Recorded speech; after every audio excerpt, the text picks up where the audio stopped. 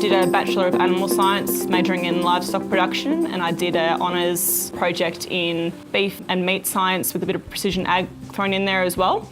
A bit of everything. That's where I started, and through that I got involved with Farming Futures with Frank. I did that for a year. Also really heavily involved in my meat judging from my first year all the way through to my fourth year. Was part of the team for 2 years, came fifth and was part of the top 10 team, and then went on to coach for 2 years. And best thing I've ever done, and really prepared me, especially working with different teams, different people. Probably one of the most valuable skills I've had that's prepared me for the workplace, for sure. I'll be at Meat Livestock Australia in the Brisbane office, and I'll be a project coordinator for Meat Standards Australia.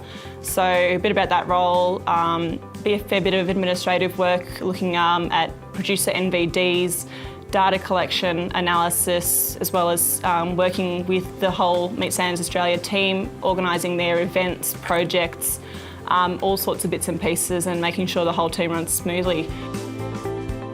I guess I started uni. MLA has always been the place I wanted to be eventually. I didn't expect it to happen quite so soon, but the position I feel with the roles I took on at uni, with my committees and the role I've had at my past job, I think that's put me in a really good position to take on this role as, I guess, an organiser and that sort of thing. It's really taught me a lot, and I think I've really going to sink my teeth into this job and give it a good go.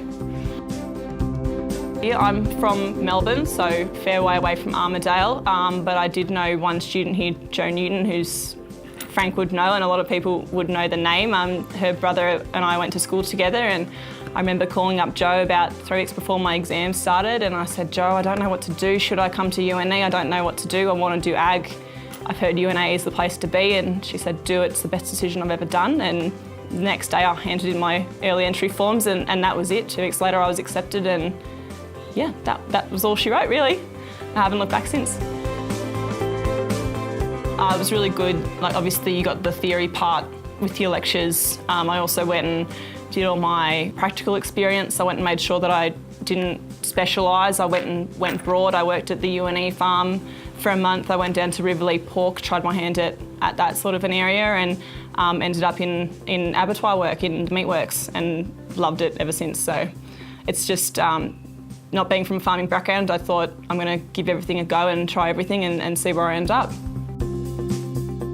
Obviously, not growing up around farms, like being out in the country has really helped kind of develop my love for ag. I obviously just had that little farm at school, and that's all I had and that's all I knew, and came up here and it's just, you know, rolling hills and green and sheep and cows everywhere, and absolutely loved it. And there were so many opportunities to do part-time work or prac experience just within the area. You could stay at college or stay in town, and really you have all you need here. Our college was great. I really enjoyed the fact that, you know, you could go to the dining hall, breakfast, lunch, dinner, get whatever you wanted, eat it back in your room, or go out for lunch with your friends. And the friends I made at college, I still talk to them today. They're my best friends. I think the friends you make at college are the ones you keep for life, and uni, any friends you make at uni are the ones you make for life. And every experience I had at college I absolutely loved. You know, the partying, you know, it's not all partying, but you know, just laying out in the courtyard in the sun, or having a study session and having your mentors and your pastoral stuff there, like, really made it feel like home. My motto through uni was, it's not what you know, it's who you know. I wasn't a big academic at uni. I passed most of my units. I didn't get many distinctions. I didn't get high distinctions, that's for sure. But I made sure that I networked, and I always kept in touch with the people that I did get business cards off. I make sure I emailed them within 2 or 3 days to make sure that connection stuck.